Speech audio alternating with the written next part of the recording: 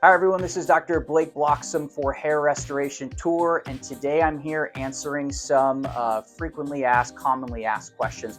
So a question we received recently was from an individual who was looking into using finasteride, an FDA-approved medication for genetic male hair loss, androgenic alopecia.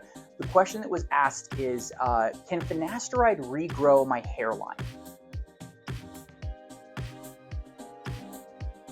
So the simple answer, in my opinion, is probably no. The slightly more complicated answer is, so when the initial trials were done for these FDA-approved medications like finasteride and minoxidil, which are the only two that are actually FDA-approved to treat hair loss, the studies were really done focusing more on the mid-scalp and the crown, so more like the posterior two-thirds of the scalp.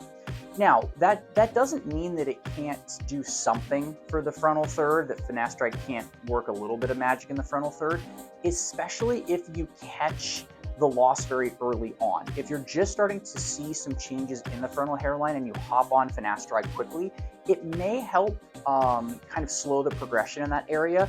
But remember that that's what finasteride does best. It slows the progression. It helps kind of support hairs as much as possible to sort of fight the thinning for as long as it possibly can. The problem with the frontal hairline is this area tends to be probably the easiest to go.